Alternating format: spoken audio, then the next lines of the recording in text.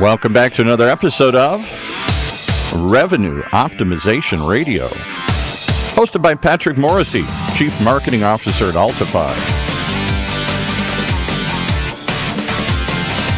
Revenue Optimization Radio is brought to you by Altify, the sales transformation company, where we believe the only way to unlock sustained growth is to deliver predictable revenue. Delivering insights, thought leadership, and the best practice on how to improve sales velocity. From the one man, maybe the only man who knows how to do all of that, at least this morning, Patrick Morrissey. Hey, Patrick. So good morning, good afternoon to everybody, and welcome to another edition of the podcast. Today, we're going to talk about, some revenue realities and really the intersection of sales and marketing alignment, a topic that everybody's got an opinion on. Having seen the film up close and personally, both as a CMO and as a sales leader, I know it's a little bit more nuanced than sometimes we give it credit for. And the good news is we've got an expert to actually talk into the details about what this looks like. I'm pleased to welcome Lance Walter. Lance is the CMO of Neo4J. Lance, welcome to the program. Hey, Pat, thanks. It's great to be talking with you and great to be featured on the podcast. Hey, before we get into the weeds and start talking trash about our friends in sales, give us a little bit of background, Lance, on your career, as well as tell us what we need to know about Neo4J to level set the conversation. On me, I came out of a relatively technical background. I actually have a computer science minor from Berkeley and started my career as a tech support engineer, and thankfully realized that at some point fairly early on that a lot of the skills that I was using in technical support in terms of trying to communicate with customers, understand technology, that I happened to start at Oracle, was really relevant to what product marketing was doing. And when I went to my first startup, watching the product marketing people who were, launching the new version of the system and talking with analysts and doing competitive research and training salespeople, it just was so glamorous and so sexy to me. And I basically threw my name in the hat and was lucky that they had the conversation with me. Moved into product marketing, grew up there. You and I worked together at Business Objects early in mid-2000s. And it was right about then that I then jumped into full-time head of marketing roles and have run marketing for a handful of startups since then. In terms of Neo4J, where I am now, I've been here for coming up on a year and a half. Cool company, not as well known in the Bay Area as it should be, but as much as there's talk and always has been around the Valley about category creation, and we all know those founding CEOs who dream of one day that there's a Gartner Magic Quadrant that's a category that they created, and there's only one dot in the quadrant, and it's their company. Yep. As much as we've all heard those fantasies, very few people actually pull it off despite the dream. And I'm really pleased to say and feel very fortunate that I'm at a company called Neo4J that is in fact doing that. We invented a technology category called graph databases. It's a database architecture that was built to really put a focus on connections and relationships between people and processes and digital systems and mobile devices. It's really about delivering value from understanding how all of those different pieces are interconnected, as opposed to kind of your traditional data warehousing analytics kind of slice and dice use case. So we are the clear and front leader in the graph category. You can validate that with Gartner, Forrester, or any number of third-party sites. And we're having a good time kind of preaching the gospel of graph, trying to help people understand that this isn't the right choice for any and every application and any and every piece of data that you want to manage.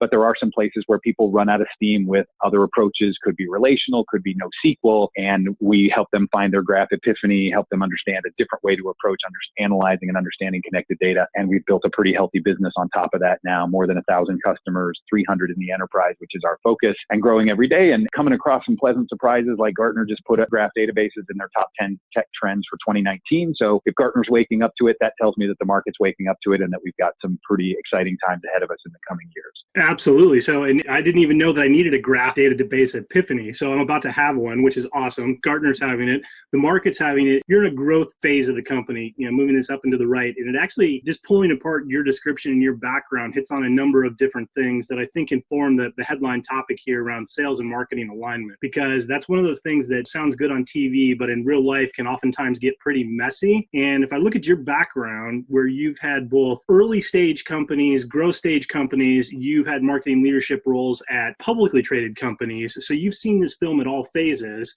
And if you look at the current phase that you're in now, where you're both creating a category, evangelizing the new and the art of the possible, that means you need arguably a higher class of both salespeople and marketing people. If you're going to be the evangelist and setting the vision and setting the industry agenda and then turning that into dollars and cents, that's a pretty high bar, frankly. So give me your perspective on the good news and bad news under the broad umbrella of sales and marketing alignment in actual practice, generating revenue. How should we think about that problem? You're absolutely right that it varies across phases, and the Neo4J phase is a pretty interesting one in that I would consider us kind of early mainstream. So we're about 250 employees, growing to over 300 this year, have about 150 million in most recent round led by Morgan Stanley. And we're sort of past the, is there product market fit? We're definitely past the, hey, are we a solution looking for a problem? We've checked that box and we have a repeatable sales motion. Now it's how you grow from here. And one of the things that gets interesting in terms of aligning marketing and sales at this point is hiring profile for salespeople. Because on the one hand, you want people who have experience, they know how to talk to the enterprise, they know how to get complex deals that get done in large organizations, managing through procurement and multiple stakeholders and all of those kinds of things. And what we find is that you can cherry pick some really solid people who come out of companies like Oracle and SAP, who have great sales instincts and a lot of discipline. At the same time, if they're coming in with the expectation that they've got a brand like Oracle or SAP behind them, or a machine like SAP or Oracle supporting them,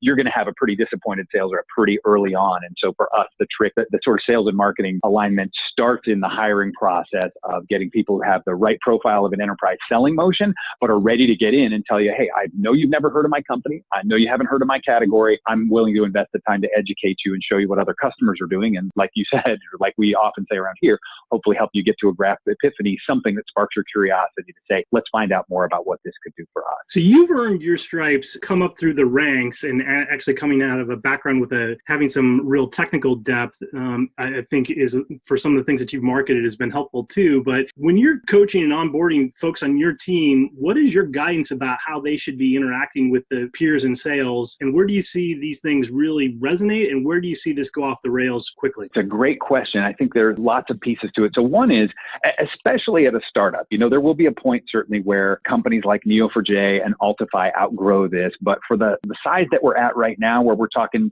a sales team that can be counted in the dozens, not hundreds, marketing team likewise can be counted in the dozens, not hundreds. I really try and encourage people to build strong relationships all the way kind of up and down the food chain and across. So it's not just, hey, there's a good relationship between marketing leader and sales leader. Yeah, that's absolutely important. But field marketing managers working with field reps. And the other piece is that shouldn't be a level by level stratification. I was on 2 calls earlier today, internal calls, just talking with sales reps about some of the kinds of things that they need. So I think a lot of the alignment too is making sure that those connections aren't sort of level specific, but they're kind of up and down across the marketing and sales organization. Yeah, well, I think that's right. Let me be a little bit more directed in the question, insofar as, somebody who owns the marketing function now, but as a recovering CRO and a former sales leader, I say with the utmost respect that salespeople as a general rule exist to ask for things that they don't really need. How do you actually broker the conversation, or when you're sitting down with your peer running sales, to understand what are the gotta-haves versus what are the nice-to-haves? You hit on a really key piece there, which is I was sort of raised in the school that sales is marketing's customer. And so I encourage all of my teams to think of it that way. Where it can get a little bit tricky is that's not the same as saying sales is our boss. So you want to be informed by what are the needs in the southeastern region, or the rep who's carrying the telco vertical. What does he or she really need to their 2019 numbers, and hopefully high five you at President's Club and all of that good stuff. But it is being really careful to say, hey, we want to listen and get the input and know that sales feels heard.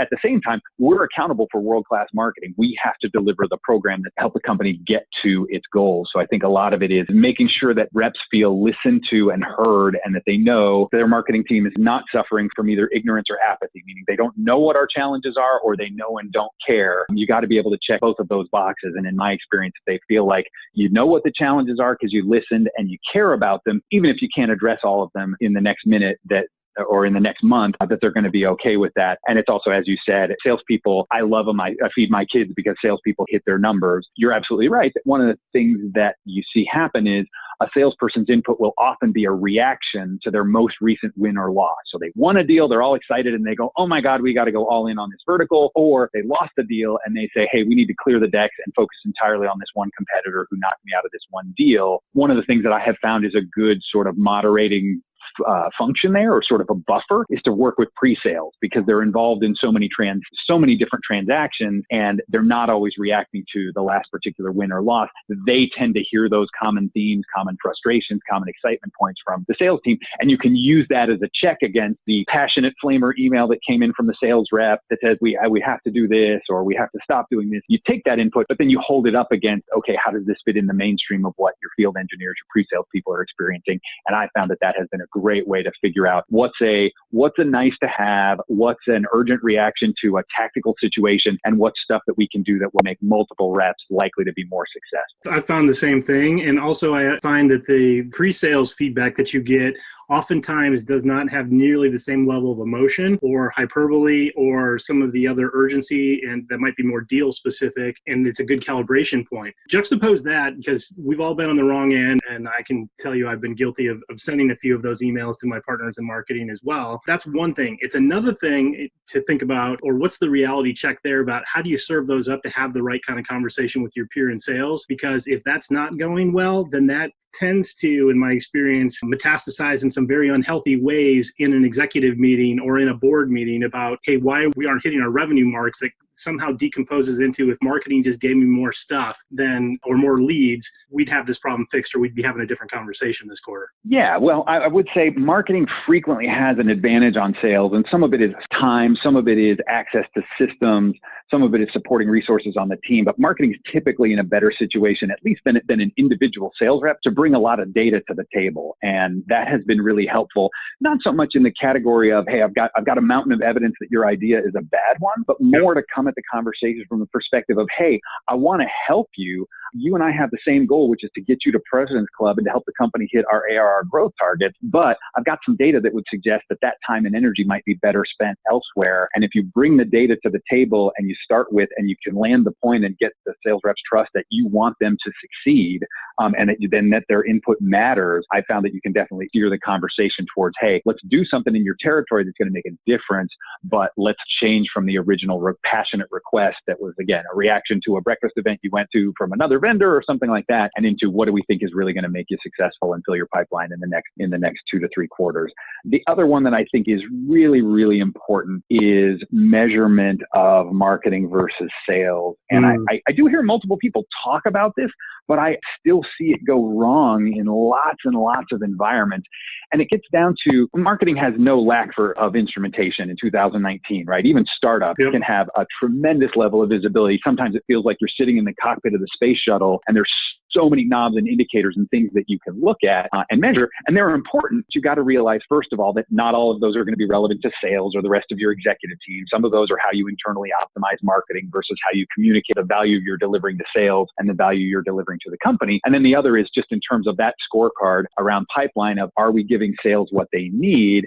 Where I have seen it go very badly in, for example, the definition of things like MQLs. I think sales believes, and rightly so, that MQLs are an incredibly gameable metric. That marketing can give you, it can meet any MQL target you give it, as long as marketing has complete flexibility to play around with the definition of MQLs. So what we have done in Neo4J in the time that I've been here, and it has helped a lot. I wouldn't suggest for a second that sales and marketing, that the relationship was broken, only that you're sort of never over-invested in that relationship. You can always keep improving. It's like, I've been married to my wife for close to 20 years. I'm still always looking for ways to make the relationship better for her and better for me. So in the same vein, we got into a conversation and said, hey, when we're looking at pipeline, let's stop talking about MQL. Let's start talking about sales accepted opportunities. And in Neo4J's case, that creates a pretty nice system of checks and balances where marketing has to say, this guy's engaged enough that we would call him a marketing qualified lead. He is worthy of a phone call in a fairly timely fashion from sales development.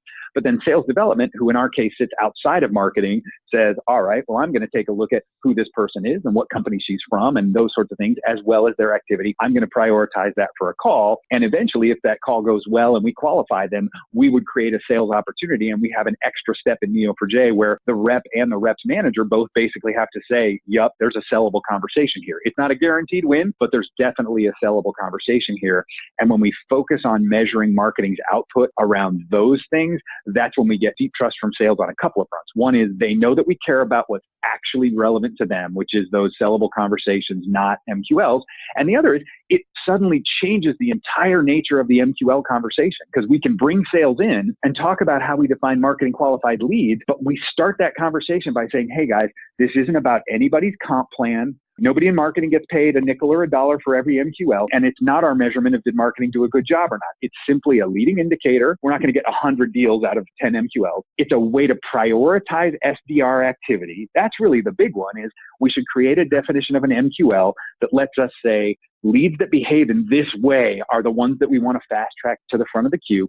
And then the last thing is, it is a bit of a marketing metric, but it's a marketing metric that says, hey, are we continuously calibrating that we are triggering enough engagement from this lead that they make it to a certain baseline bar that we would call an MQL that says that they deserve a call from sales. But it makes the whole conversation around what behaviors would lead us to prioritize lead A over lead B, as opposed to anybody feeling like marketing's trying to engineer a scorecard by which they can't fail, and sales is just in there fighting back against that, so that they don't end up with marketing celebrating massive pipeline creation while sales is missing numbers and feeling like they don't have anybody to talk to. 100% agree. And that's a good place to pause for a second to pay the bills, and then I want to pick up that conversation right off the back of the break.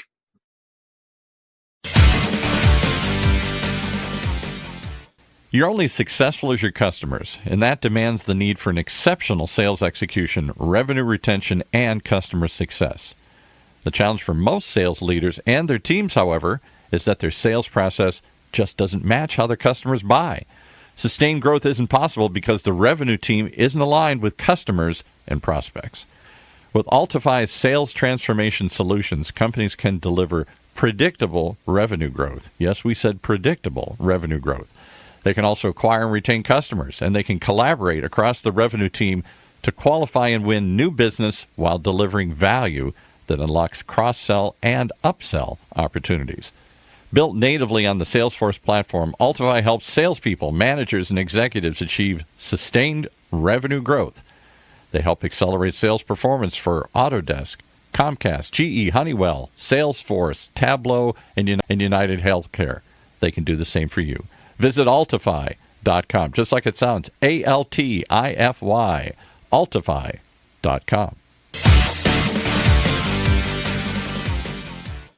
So welcome back, everybody. We're talking to Lance Walter, and he is the CMO of Neo4J, and he just went into a very explicit example of really where there's an opportunity to build the relationship, or the analogy you were using around your marriage, I think is an apt one, Lance, in terms of trying to further align sales and marketing against the right kind of outcomes, and making sure that there's a shared vision. Or I think where you were really going to is really at the highest level, is there a common framework around how sales and marketing are able to generate results, or maybe more importantly, step back and measure success and look for opportunities for improvement? And then when you think about that, in a shifting gears slightly for a second, in terms of how you're bringing people on your team and how you're coaching them across the organization, in terms of the entire organization is really part of the extended revenue team and is focused on customers and focused on delivering, what would you say is critically important in terms of both the setting the expectation as well as driving the right kind of behaviors in the organization to get to those customer wins and the right kind of outcome in a way that everybody can see that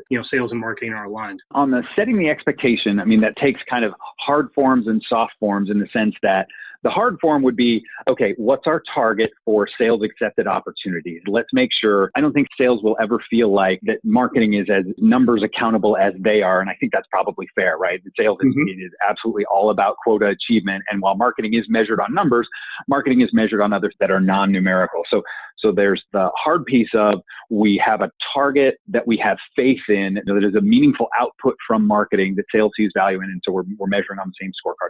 The softer stuff is that listening and trying to gather and understand what sales wants, and back to that conversation about the internal customer. And one of the other mistakes I see made, and one of the places where I coach my team, is absolutely, let's listen, let's get the input. I will say Neo4J as a company, we're a graph database company. We're about connections and data. One of our core values is that relationships matter. And we mean people to people relationships. Yeah. We always want to be listening to sales. The thing we've got to be careful of is that we can't be sitting there as order takers committing to every ask, but rather I'm gathering the input, I'm gathering requests from multiple territories across multiple industries. I'm talking to the SDRs as well. I'm using pre-sales as kind of the information integrator that you touched on in the prior segment, Pat, and that's going to inform what we come back to and tell you, hey, here are the things that we're going to commit to. And I'll give you a crisp example where a fairly small thing can generate a lot of goodwill between marketing and sales. So we brought a new sales rep on in the Southeastern region, and I had a conversation with him, and he said, look, my region tends to be quite SAP heavy because I have a lot of manufacturing here, and we have all kinds of great case studies about cool use cases and what people are doing from Neo4J, but whether it was that we didn't include them or we happen to be talking to the wrong companies, I don't have any proof point around SAP that I can shift to a lot of the SAP customers in my territory and say, hey, look what other SAP users are doing. And it was a pretty easy way to come back and say, hey, for content and case studies, first of all, let's make sure we're especially tuning our radar for anybody who might be in the pipeline who's using SAP data to feed their graph powered by Neo4J. And the good news is we're now 2 weeks away from delivering that. So it was a pretty quick turnaround for the rep, but a good way to understand what is specific need in a territory and how do you adjust the rest of the team to give that rep something of value. And, that rep's got 10 other things that he's asked for that he's not going to get. But the fact that we delivered this one specifically because of his request, and we wouldn't have done it if it was a completely obscure use case or system or that kind of thing, we probably wouldn't have done it because it wasn't high leverage. But we sell in the enterprise. We'll find SAP in the enterprise. There's every reason to believe that this thing's got legs beyond our Southeastern region, but it sent a real strong signal to the Southeastern region rep and his management that we're listening and reacting and responding so that we can give them what they need to advance the conversations that they get in. Yeah, you make a good point, particularly around the leverage piece, that one, you're being directed in helping a rep in a particular territory, but also that the investment there is replicatable beyond the particular territory into a common use case that everybody's going to be able to use and take advantage of. That goes back to one of the points you were making earlier, which is really, hey, salespeople need to be heard. Sales leaders need to be heard. That's one of the core things that I suspect comes back to what you would describe as a priority on listening. I think absolute priority on listening. And this is one where most of our habits in Silicon Valley especially are pretty bad. We'll tend, if you and I are having a conversation and you're expressing some needs to me, Pat, as a sales leader or as a sales rep, our natural tendency, we move so fast to do things like, got it, yep, okay, cool, yep, makes sense, right. It's like these quick, punchy little, I'm sort of telling you that my ears are still open and I'm still aware that you're talking. And to me, that is a very different thing than making sure that somebody knows that you're listening. I'm a huge believer in active listening. It takes a little more energy than kind of the classic back and forth, but basically to say, I'm going to listen to this rep express what they want. And instead of devoting my energies to explaining, hey, that event didn't work with, our natural tendency as humans is when somebody's asking us for something or posing something that's different from our plan, our natural tendency is while they're expressing their need or their perspective, we're formulating our counter argument. So we're queuing up but that event didn't work last year, or that vendor has let us down, or we don't have budget to do it in Q3, but we could look at it in Q4, all of those sort of counter arguments. And if you put that aside, if you resist the temptation to get into that and really listen, then you have the opportunity to go back to that rep and say, okay, what I'm hearing from you is that your patch has a different industry mix than what we see across the rest of the US, that the most important system in your customer base happens to be SAP, and that you are sorely lacking for content around SAP. Did I get that right? And that's when you hear the rep's energy come up and they go, yes, you heard me. That's exactly what I'm asking for. And I would argue that half the battle is done, whether you can deliver that SAP case study in 6 weeks or not, because you can't always deliver it in 6 weeks. But when you play it back to them, when you paraphrase what they told you, that's when you get that deep signal of, yup, you listen to me, you know what I'm asking for. Whether you can deliver it tomorrow or not, it's a different thing, but at least you know what I want and why I want it. Well, exactly. And I think that's probably a podcast in and of itself, and that's certainly way beyond just sales and marketing alignment. But I think at some level, we all just want to be heard.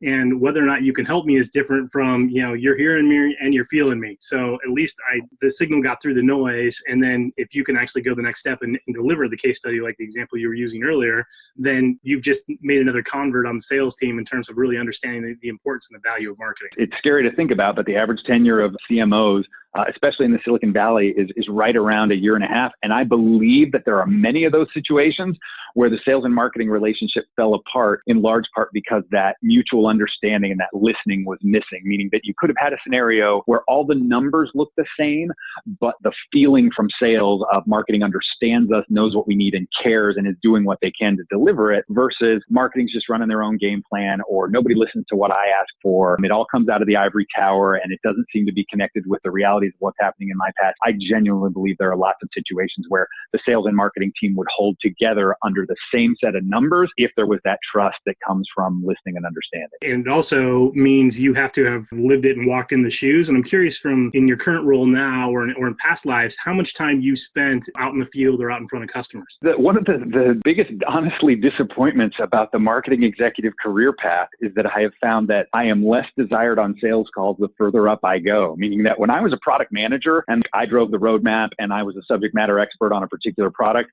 sales would take me out all day and I could talk with customers and do things. And then when I moved into product marketing, my dance card wasn't quite as full, but people felt like, hey, I'm talking to somebody who has some subject matter expertise on the market, who knows the competitive landscape, who's probably pretty familiar with what other customers are doing with this kind of technology. And you keep moving it up, advancing up the food chain and such. And when you get to the point that you're a CMO, I think sometimes there's just sort of a stereotypical perception that you're a paid spokesperson, you're a propagandist, and you're not going to bring much value to the meeting except evangelizing how awesome you are and how great your category is and those kinds of things. So I am making every effort to get in front of customers and salespeople. And part of building that trust with sales is showing that, hey, I'm not an empty suit and I'm not just there to propagandize. And that's what's helping me get out there. But it is funny that it's a little counterintuitive that on the marketing level, the more senior you get, in some ways, the less attractive you are from a pure title perspective. You got to get past it and show that, hey, I can still be relevant at the point of sale. I can bring some value to your sales conversation, but it's differently than how I might have done it as a product manager or as a product marketer. And the good news is if you were successful in doing that, then you can go home and go, yeah, I still got it.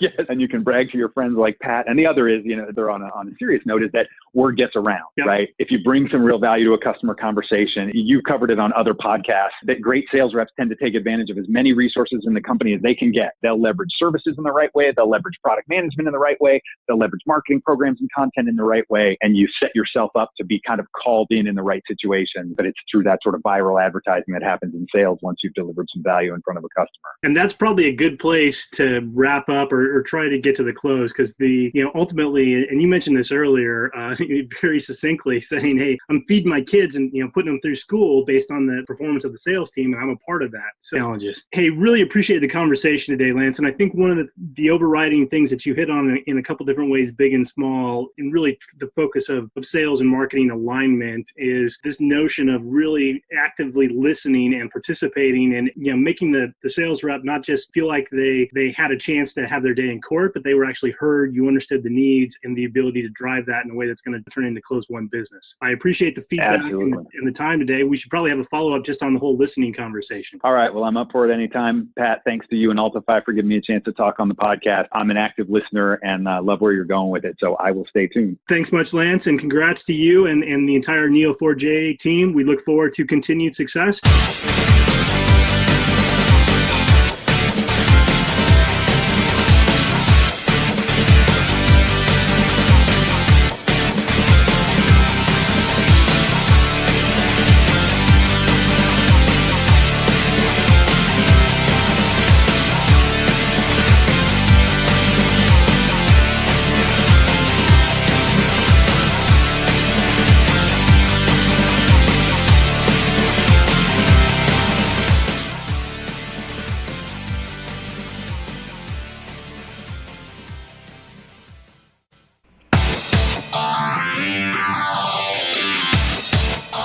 You've been listening to another episode of Revenue Optimization Radio, brought to you by Altify, right here on the Funnel Radio Network for at-work listeners like you.